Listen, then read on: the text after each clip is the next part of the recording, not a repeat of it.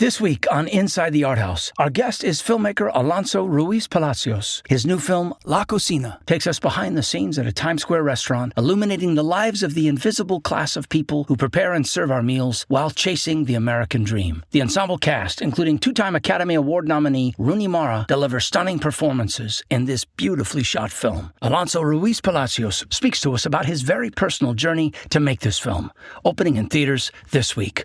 Join us now on Inside the Arthouse.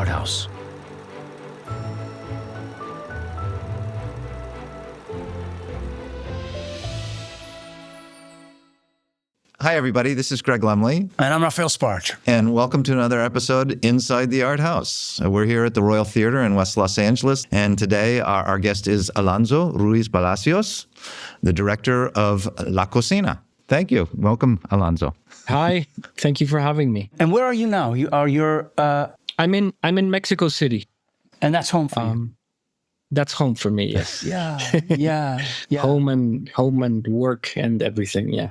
So your film is very much set in New York City. So how is that? How is that for you in terms of kind of finding that city and finding the character of the city? I've been to New York a lot over the years since I was young, since I was like 8 or 9, because my best friend from Mexico moved there, and I went to visit him periodically. So I kind of got to see New York in the 80s.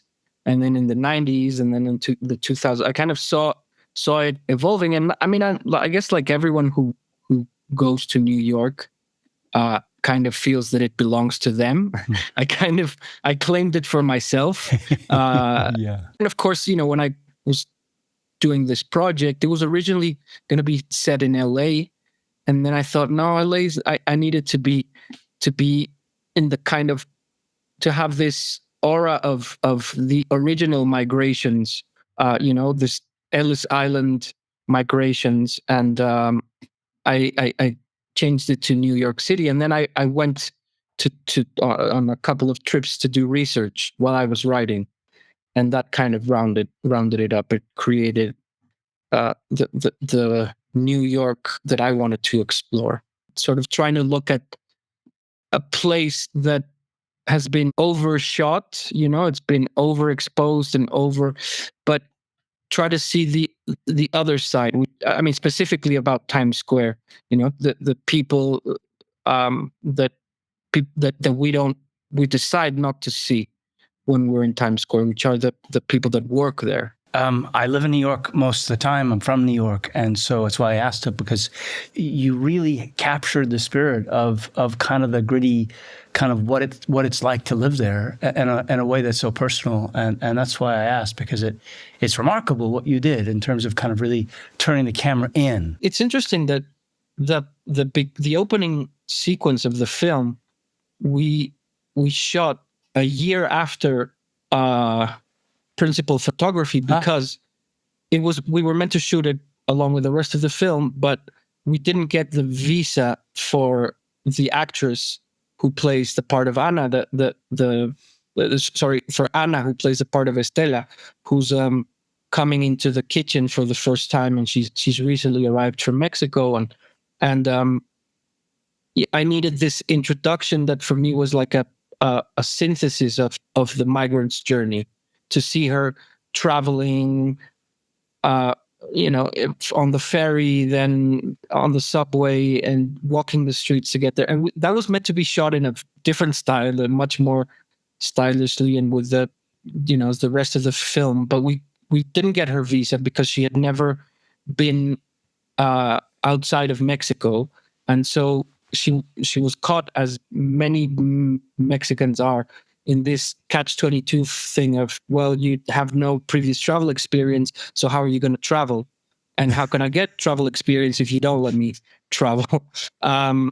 And also she had a relative who works in the US illegally, and so it was very complicated. They wouldn't give her the visa.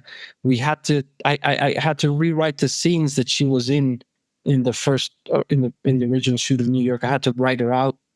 Yeah, the film brings us into the kitchen. We start out in Times Square. We certainly have the feeling of that.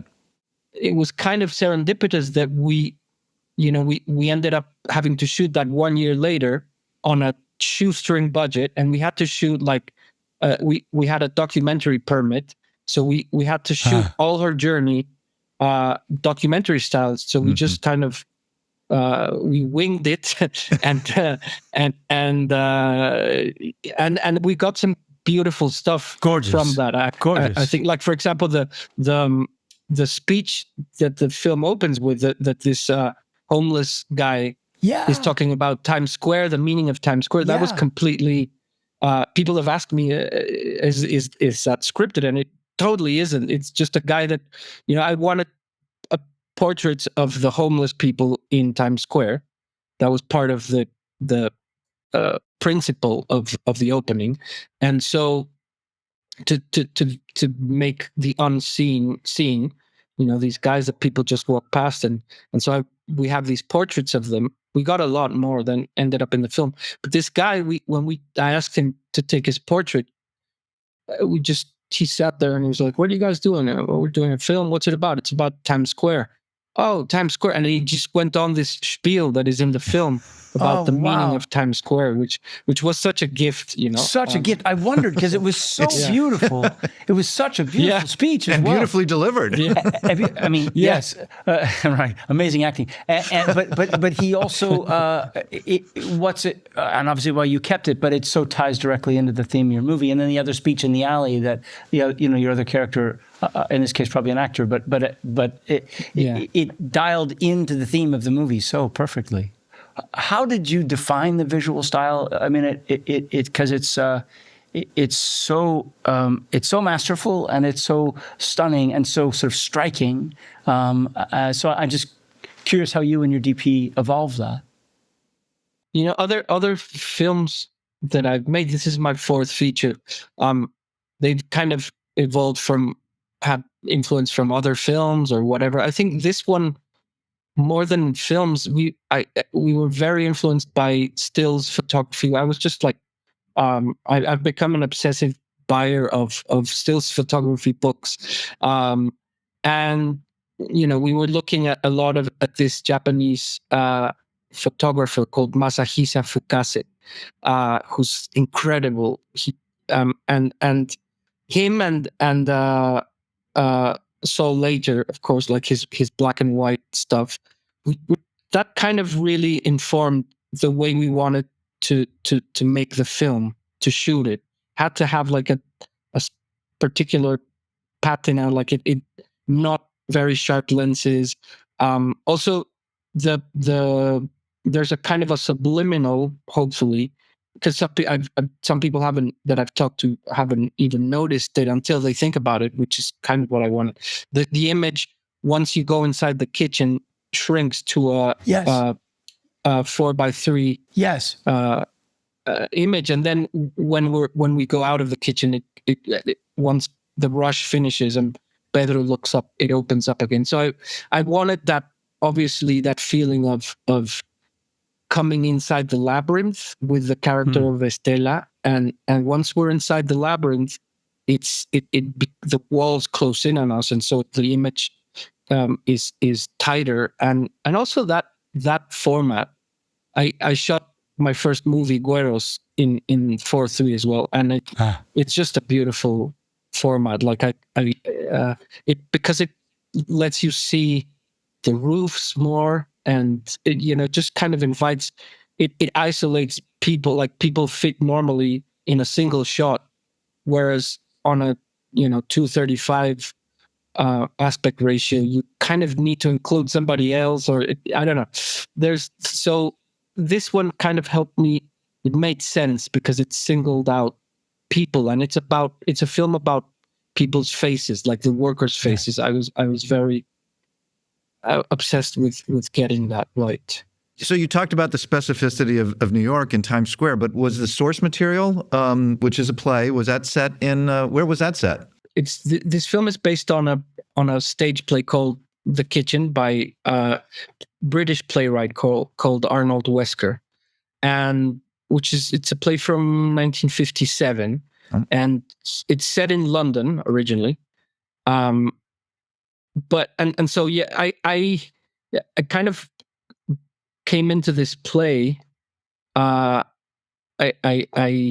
got to know it when I was studying in London. I trained as an actor in London, and in my student years, I worked in a kitchen to support my way as I studied there, and I worked in a place very similar to the restaurant that I ended up creating for the film, a place called the Rainforest Cafe, which is that horrible tourist trap in in Piccadilly Circus. But I went in there because they said there were good tips there, which they were, and but it was just a horrible place to work in. And I, so I kind of that's where I became fascinated by the drama of kitchens and the choreography inside kitchens. But that's also when the time when I first read this play at school, made some exercise, some scenes from it, and I was like, fuck, I know exactly what he's talking about, So yeah, the original play is set in London, but I first directed it in Mexico about 15 years ago now, and I adapted it to New York with the Mexican migrant experience to New York. So this film version is sort of an adaptation of my own stage adaptation. But there's still some of Wesker's spirit and certain pieces of dialogue. There isn't that much. I mean, there's a lot of it that comes from my experiences and from the impros we did with the actors and from. But I think the one thing that remains from Arnold Wesker is he was part of this so-called angry young men generation of playwrights that came to dominate the stage or the kind of the alternative stage in England in the 50s and 60s, like John Osborne and those folks, right? Exactly, John Osborne, and then had a translation into cinema. I mean, kitchen sink cinema comes from exactly, exactly, yeah. So I was really fascinated by this generation and this thing of the anger of youth, and I think I wanted to keep that in the main character of Pedro. He's an angry young man, and there's something inspiring about that energy that I hopefully is still there from Arnold Wesker passed on to Raul. It's fascinating and so interesting because you have a theater background and obviously you've directed the play, but in terms of, as you talked about, in terms of the kitchen, it really is kind of a ballet, what you have and what you shot and how you shot it. But what was your rehearsal process? I mean, I guess you did this on a sound stage, as I understand it, but did you, how much rehearsal and what was that like, I guess? Well, so one of the difficulties of making this film was that I said to my producers, this is a film that we cannot make unless we have a good, healthy period of rehearsals. And that's, which in film, in my experience at least, never happens. Never happens. No. The most I had rehearsed a film before was 1 week with Museo.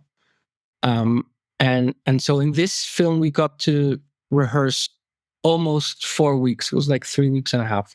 But it was like a deal breaker. I was like, we're not doing this movie unless we can do that, because I wanted this process of bringing all the actors and doing improvs and creating like a real kitchen atmosphere. So what we did was we hired a little theater space here in Coyoacán, near to where I live.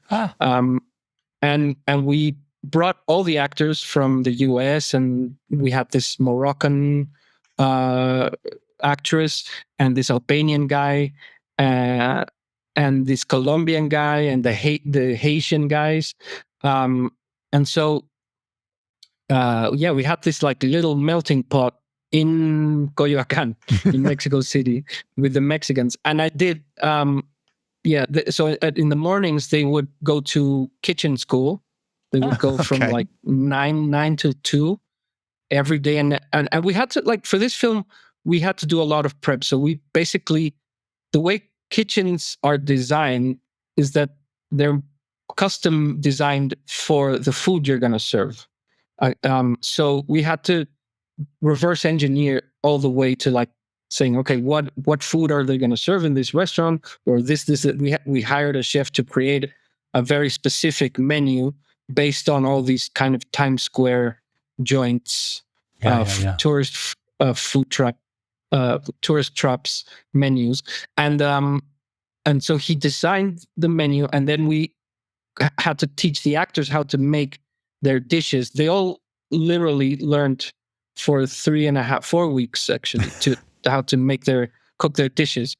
And then in the afternoons they would come and rehearse, and we'd improvise. We'd do like really long improvs with them, and it was just like character exploration, relationship explorations, finding out like how each character felt about each of the others, and where their alliances were, where the antagonisms were, and yeah, it was a really beautiful process for everyone. Also because it was like a meeting of cultures that people had. There were for example, a lot of Mexicans that didn't speak English at all, and so it was really beautiful to see how they kind of got on a groove, how to understand each other. We did a lot of swearing exercises, like there's a sequence where they like all that sequence where everyone's right.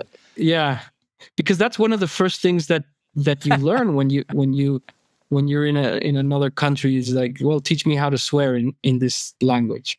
So that was a fun exercise that we did almost every day. It was just like people yelling insults at each other, and teaching everyone else how to say them.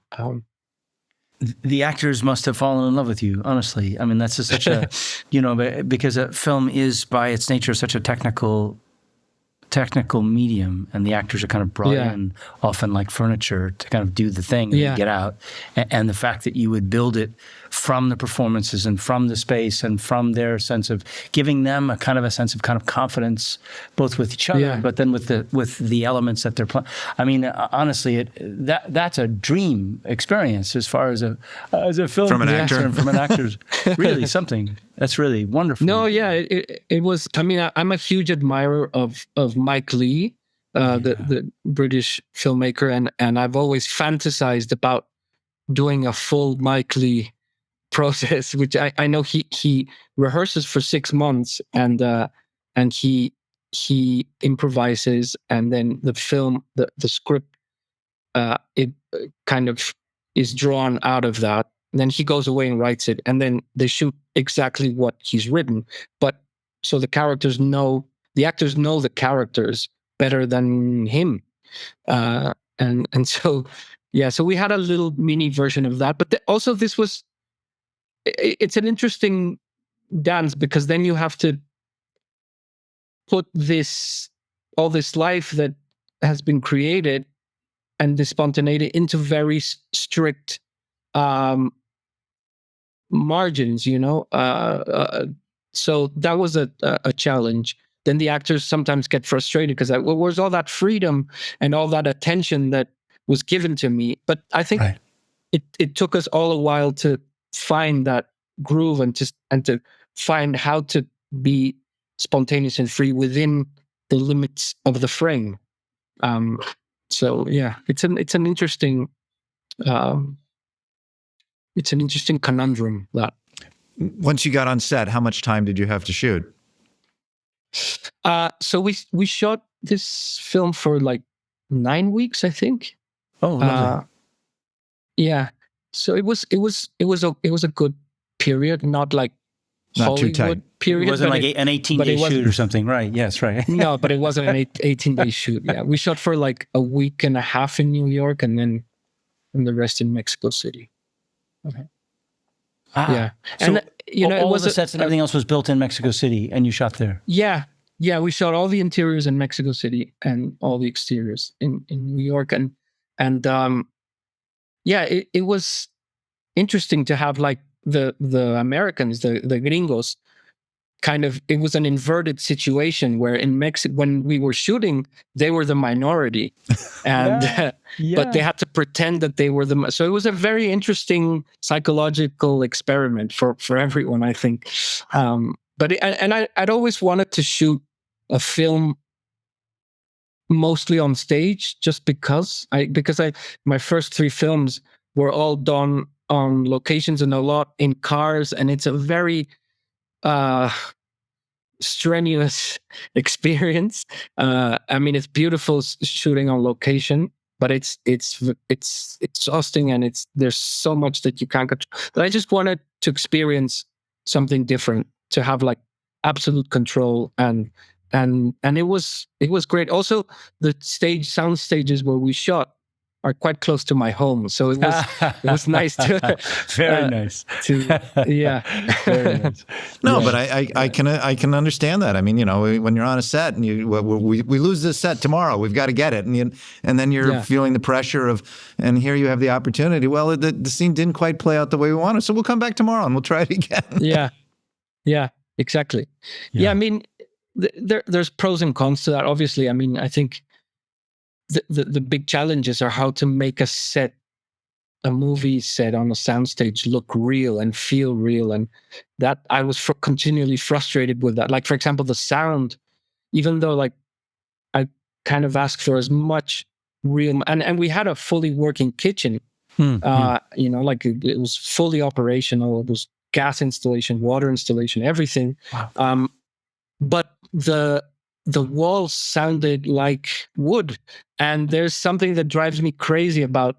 So when we got to the sound design, and I could eliminate all sound of wood, was like I kind of got to breathe. You know? Yeah. That is that amazing moment when you actually begin to kind of create the oral landscape and how much that affects what you're seeing. It's a powerful moment, and your kitchen sound off all the aluminum, of course, off all the tables. It's true. Yeah. That I love that part of making a movie. I think probably now is my favorite, the sound design part, because all the tough decisions have been made, and now you get to.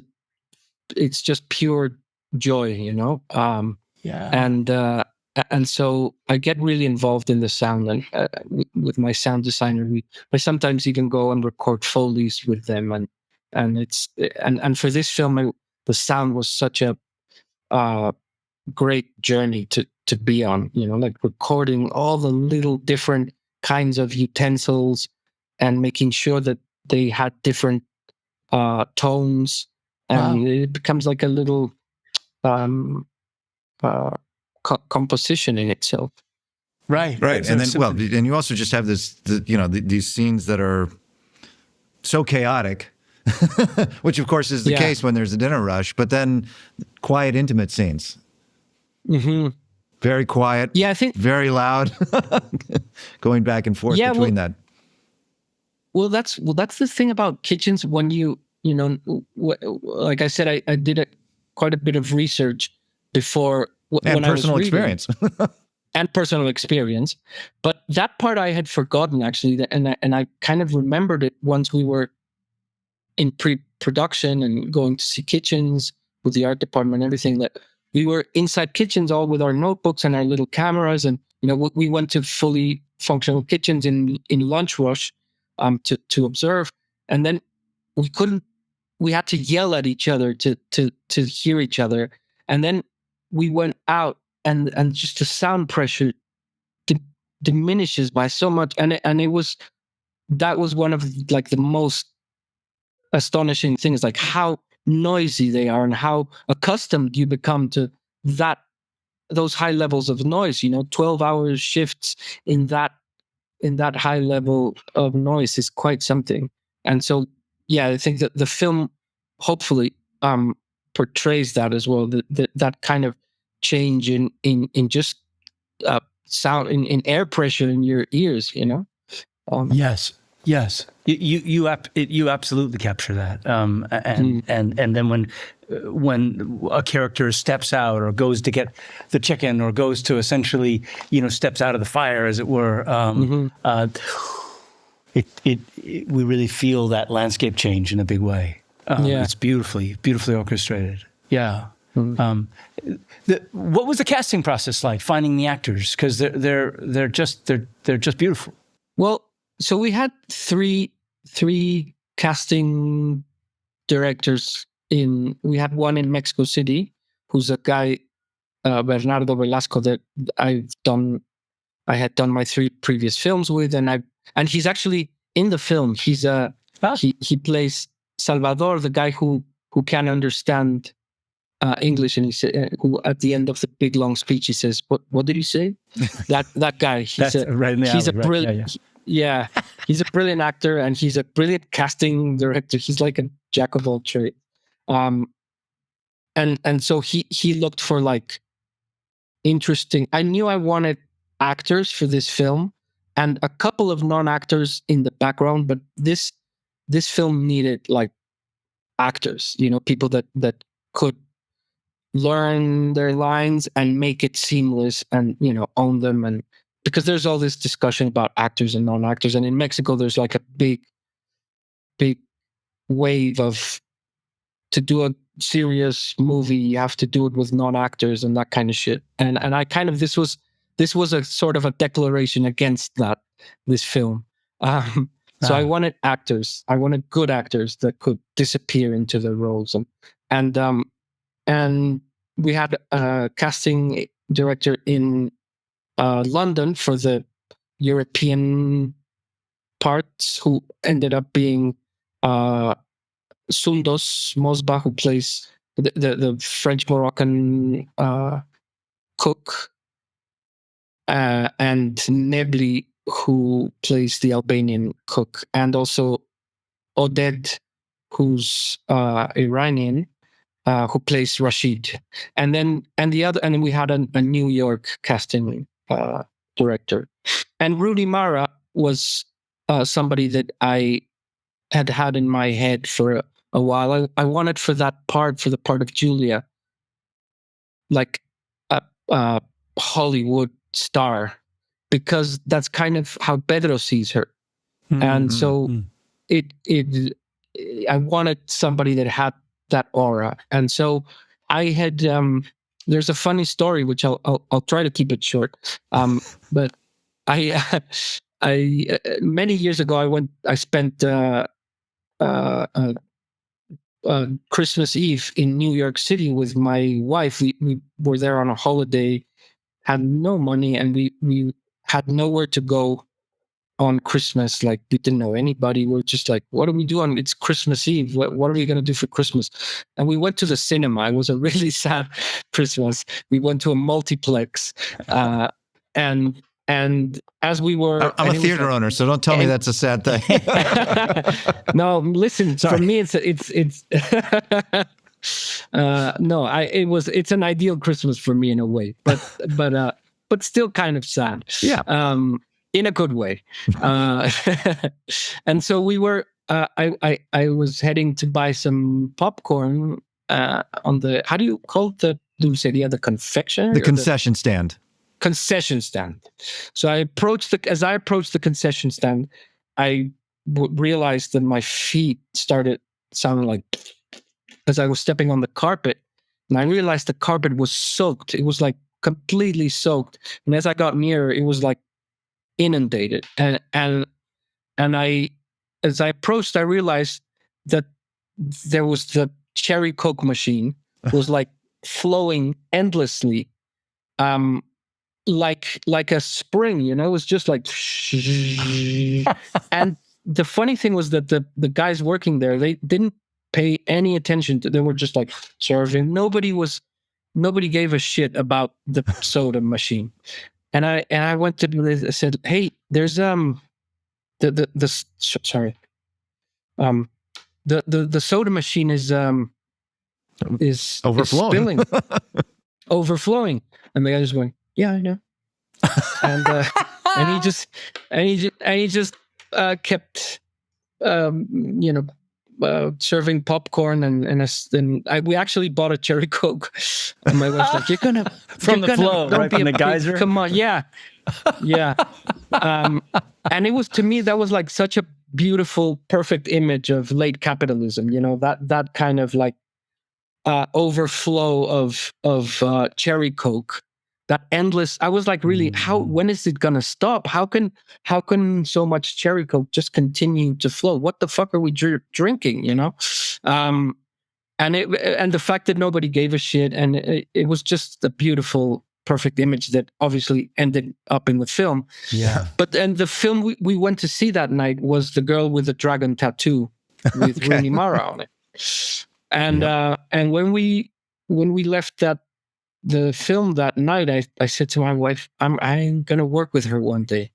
You know, she was just like so brilliant. And so I had this, when I was writing the character of Julie, I had her in my head, and I wrote her a letter. I've done this kind of thing before, as writing a hopeful letter, and you never get an answer. I've written to actors before, and most of the time, or to people, to Pink Floyd for music rights or stuff, and you never get an answer. Right. But she wrote back within 2 days. And I think it's just because I sent a really heartfelt letter. I just really wrote what I felt, and I said, listen, I admire your work. I think you have to come and make this film with me. It's about this and this. And I know she cares about those topics.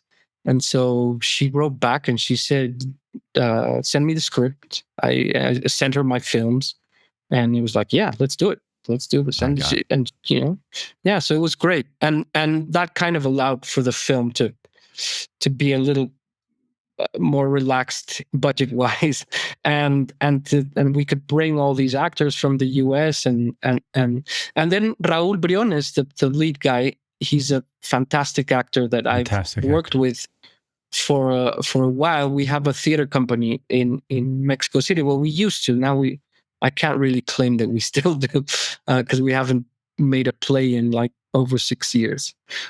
But we did a lot of theater together, and he was in my previous film, a cop movie, and he's just a very brave actor. Like I've never seen anybody as disciplined as him. And he, like, one thing is that he didn't speak English before this film. No kidding. He didn't speak a word of English. And, oh my God. And wow. He said, and when I was making this movie, I told him about it, and he said, please let me audition for it. And I was like, man, but half of his lines are in English. And he said, I'll fucking learn. I will learn. And he learned. He learned English in 3 months. Like at the end of by the time we started shooting, he could hold a conversation. It was incredible just to see. That's astounding. That's astounding. Yeah. And what a face that guy has. Wow. You just can't stop looking at his face. So expressive. And there's so much going on. And Anna, for example, the girl who plays Stella, I wanted a first timer, like somebody who had no experience, and we saw, that's the character that we saw most people for. We saw hundreds of actresses and non-actresses, and then she came in she's from Campeche, which is a city that's in the peninsula, far from Mexico City, and she just come into the city. She just arrived, so her story was a little bit like Stella, and she was so like stubborn, and she was just incredible.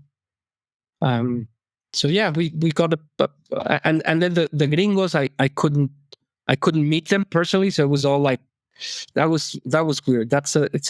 It's a hard thing to have to cast somebody over Zoom, you know. It's But I think, we had a fantastic casting director in New York, Susan Shopmaker, who's she's excellent, and the American cast, the chef, and the boss, and the manager. They're just fantastic. They're physically so right, and they're also just sort of pitch perfect as well. Yeah. Well, that's I mean that's kudos to Susan, because she has a really great eye, and I just put myself in her hands, and she sent us the right people. Yeah. The invisible class of these big cities that kind of really make it, kind of drive it and keep it going, and obviously sort of feed it in many ways. They are the most. They have been to me always the most interesting stories, and that you would evolve this, and that you would take a play that you've been carrying since school, and that you would then kind of, do a production of it, and then from there that you would then write a script and then pattern it into obviously your experience, and it's so personal. I mean, that's the thing visually, and every part of it, it's so come through you, and it speaks to something that's so important that is not necessarily where the lens is always pointed. Yeah. Well, this is definitely a very personal film for me, because I mean, I've been trying to get it made for a while, and it's been a really tough journey for the film. It was tough to finance. It's been tough selling it in the US. It'll be, it's tough distributing it, but I think there's something about it that is stubborn, and it it just keeps it's there, and I have a feeling that that the people who watch it, it'll speak to them, hopefully. I think in the US, definitely, like we've only screened it at Tribeca and the AFI, the Latin American AFI in DC. And so that's my only kind of thermometer of how it plays in the US. But it's been like it was really exciting to play it in New York, actually, in Tribeca. It was it was fantastic. It ends up being incredibly topical. And I don't think you meant it that way, but obviously it touches on so many things that we're confronting in our upcoming election. Definitely. Issues of immigration, issues of, all kinds of other issues. We'll maybe leave it at that. They're eating the dogs. They're eating the cats. Oh, God. I can't wait. Well, anyway. Please, yes, right. It's not a horror story, folks. No. The other thing that you did, though, is that you put it, and this was another thing that I so appreciated along with the visual style, was that you did it pre-cell phone, right? So there are phone booths, and there is a decidedly lack of that white light. I mean, obviously it's in black and white anyway, but there is that pre-technology feeling to it, which puts it sort of out of time. I don't know what. Tell me about that decision.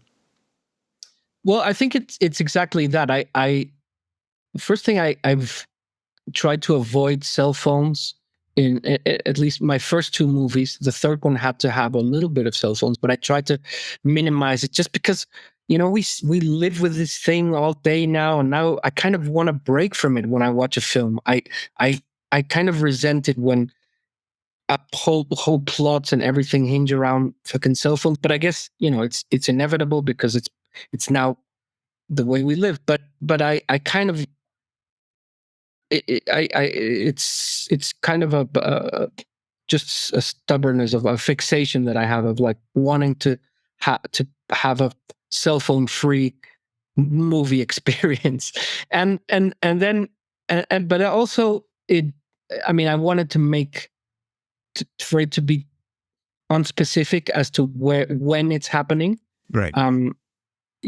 For it to be like a little timeless. I don't mean it in a pretentious way like this, but like literally, like you can't put your finger on if this. I mean, it could be now or it could be the 80s, and so the whole visual design was geared towards that, like the black and white, definitely, and also like the production design. Like we have really old computers and the booths, and there was also this the phone booth. There's a thing that I wrote on the script that nobody knew what the fuck I was talking about when I wrote it, which it's called a locutorium, which were these places that they were in all the big cities.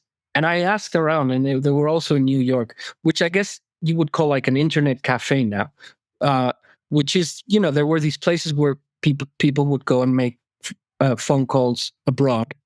And I remember, I used those all the time when I was in London, and they were always plastered with like porn and the very seedy kind of places. But at the same time, they were meeting places. They were like places where you get people from different places. So there's something very that has completely disappeared now. But I kind of wanted to pay a little tribute to those places as well. I want to ask you about the quote that at the start of the film from Thoreau, and of where the idea came for putting that in, and what audience they're supposed to.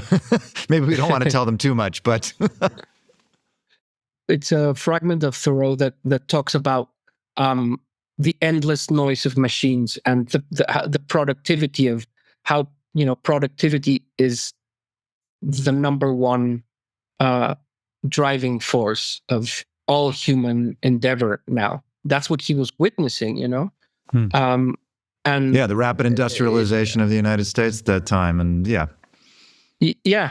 and it's so timely. I mean, that struggle between his decide, like saying, well, what are we focusing on, and the rumbling of the locomotive interrupts our dreams. Like the machinery, these machines that we're making are eliminating our dreams, and dreams are a part of the. I found it very necessary, that quote, because the film, the even Wesker's play talks about dreams. There's a line where Pedro says, "You can't dream in a kitchen." He proposes this game when they have some free time, and he says, "Okay, come on, everybody, let's say what you dream about." And it's almost a corny scene, but it becomes very meaningful when people really get involved with it and they go along with and say, "Well, nobody's asked me what my dreams are in this place ever before." And so it becomes a very special moment that Pedro creates. And yet he is unable to to voice his own dream. He's ashamed of telling his dreams. And there's a moment which I actually cut from the film, but we did shoot it, which is the line that comes from the play that one of the characters says, "Hey, you didn't tell us your dream. What's your dream?" And he says, "You can't dream in a kitchen." But for me, leaving it was spelling it out. So I cut the line out, but hopefully you get that meaning from the whole film. Like, you cannot dream in a kitchen. Productivity, capitalism doesn't allow for us to dream, to think about the real important things in life. I think that's kind of what the play is about.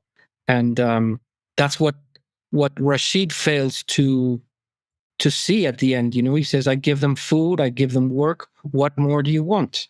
He says, I pay you well. This job pays well. What more do you, what do you want from me? And he really cannot understand. So I thought the Thoreau quote kind of put that in our heads, and it also, I like the fact that it's really old, and it's still so relevant, and it spoke to me about the creation of America and those early years in the 1900s, when that whole country was being dreamt up and designed, and it was maybe designed with some great ideas and some not so great ideas, like capitalism, like productivity is the measure of all, something like that. A lot to chew on. Yeah, and again, I mean, I from someone who knows New York so well, and I know kitchens as well, and I not this kitchen, but and you really. It's interesting about the dream thing because I had an experience of it feeling dreamlike as well, and maybe that was also the aspect ratio, but that there was a sort of sense that we were sort of traveling into something and into a world, and it takes you where you never imagined going, perhaps, or the audiences would never imagine going, and it's this gigantic world, and it's an important movie, I think, as well as also then being kind of a really moving and emotional film, and visually just such a feast. God, the shots in front of the fish tanks and the rushing the water and the shots of the city and all of the choreography in the kitchen in terms of the camera and the faces. It's really beautiful. It's really masterful what you've done. Thank you. Yeah. Let me ask you, having worked in a kitchen, and I guess having seen a few films, and we've all certainly seen a lot of films set in kitchens and restaurants. Are there any that you particularly found fake or false, and you absolutely wanted to avoid, or ones that you liked? I mean, I had been working on this film for like over 12 years. I started writing the script, like turning it into a script, and the idea of making it to a film. And then there was, as it came closer to finally being greenlit and getting when we got serious about it, a bunch of films set in kitchens started to pop up, and that kind of put me off. I was like, oh shit, I don't want to. I felt kind of like, I don't want to hop on that bandwagon. Right. Exactly. We know the show, really, right? Yeah. I really did not feel like jumping on a bandwagon, and I didn't want this movie to feel that way. So I that kind of pissed me off. So I made like a very strict rule about not watching any of it. So I haven't seen, and still to this day, I think I have to finish the cycle of this movie before I jump into The Bear, which I've heard is great. But I purposely didn't want to have anything to do with it. And there's another one called Boiling Point that I've heard is quite good. Which I didn't see. This movie also, I wanted it to be like the anti-food porn film. Like most films that are about kitchens and food, they're about the luscious part of food, and it's this whole genre of food porn, which is great to watch, but I didn't want that. I wanted the shitty kind of part of the food industry, like the tourist trap. It's not a Michelin restaurant, it's not great food, it's just food as fuel and as a money-making venture from tourists. So, and that's where that whole lobster idea came also. Visiting all those Times Square restaurants like Red Lobster and Olive Gardens. I went to see a lot of those places that I hate, but I kind of am fascinated by. So I didn't, I tried to avoid watching kitchen movies. One, I think probably the best. I don't know. I'm not sorry, Greg. I'm not answering your question. No, that's fine. What's the most fake one? I don't know. I can't say. I mean, I kind of asked it in a way because it has been an explosion of late, and certainly The Bear is a bit of a cult. This is not The Bear, and that's yes, and this is what we like it, right? Exactly. Nothing against The Bear. Nothing against The Bear, but it has its own distinct. It takes us to a different place. I mean, it's kind of interesting when you think that. How Anthony Bourdain's show evolved to a place of being a little bit food porn. And yet when you read Kitchen Confidential, it's, your film is almost more like that world that's described in his, in the book than where he ended up. Well, that was a seminal book for our film, definitely. Like that, I gave that book to all the actors. When I hired them, I sent them a copy of that, and I said, you must read this before we start rehearsals. And they all read it, and so we all had we shared that Anthony Bourdain view, which is beautiful, and it's it's like a pirate ship. He talks about kitchens being like a crew of pirates, and it's and it's grueling, and it's so I think that well, it comes through. formed the movie. Yeah. Well, that's good. That's a good thing. I was going to say, I mean, they're probably pirates my and they're favorite- pirates and they're dreamers, at the same time at some level. Exactly. Absolutely. They are. I think my favorite food movie is a Japanese film called Tampopo. Oh, well, I don't know. Of course. Yeah, of course. Yeah, What a masterpiece. No, that's a fucking master. That's a crazy movie. Crazy. It's such a crazy, great beautiful movie. So Yeah. simple, so beautiful. Yeah. Yeah. Wow. Definitely a favorite. For me, the false moment, and it's a really fun film, and I love it. It was Chef, Jean Favreau's film, but I just couldn't understand how somebody who was a chef in a Los Angeles kitchen could not speak Spanish. Yeah. Yeah. That too. that sure. rang false, but everything else was fine. Everything else. Yeah. So you found an American distributor. You're now basically you're opening in Los Angeles. You're opening in New York. Opening in New York on October 25th, Okay, and what are they?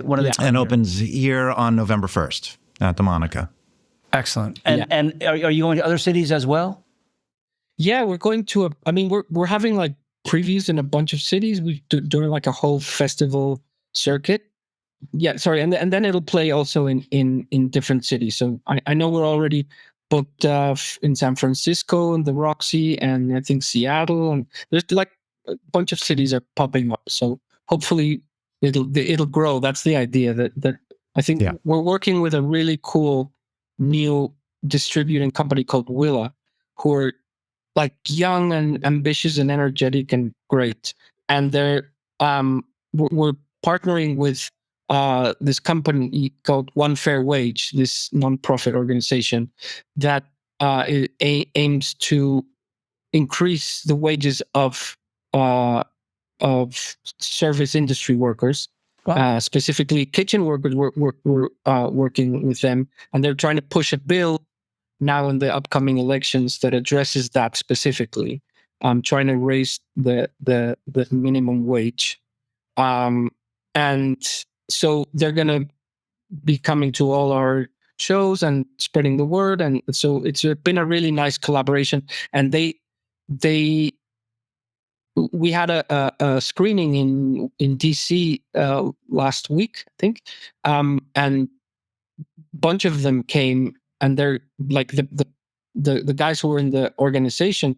They're cooks in working in kitchens in New York and in Los Angeles, and they really loved it. It was incredible to see like these guys watching a black and white film. I thought they were gonna fucking hate us, and they were really taken with it, and they had so much to say about it, and so many questions, and it was a really beautiful screening to watch it with them. So they're going to be spreading the word as well. That's really great. Well, Wonderful. We aim to do our part as well. We Thank you. Appreciate it. It's an important film to see. It's a wonderful independent film that is really. You have a body of work. Obviously, this is not your first film, but it's a big, gorgeous movie that really should be seen, and we're thrilled. It should be seen on the big screen. Should absolutely be seen on the big screen Definitely. because of what it is. Yes. Of the richness and playing at a theater near you. Yes, there you go. Look for it. Coming up soon, La Cocina. Director Alonso Ruizpalacios, thank you for joining us inside the Arthouse. Thank you so much. Thank you, guys. Thank you for having me. Yeah. Inside the Arthouse was produced by Miles McCreary, Thomas Cassetta, and Raphael Sparge, and our on-site producer is Norrin Dickerson, and filmed at the Laemmle Royal Theatre. The episode was edited by Gabriel Laemmle, show open edited by Rick Pratt, music by Isabel Engman and Gerardo Garcia Jr., graphics by Janet DeAngelis, marketing by Stephanie Peters and Matthew King. Find out more at InsideTheArthouse.com.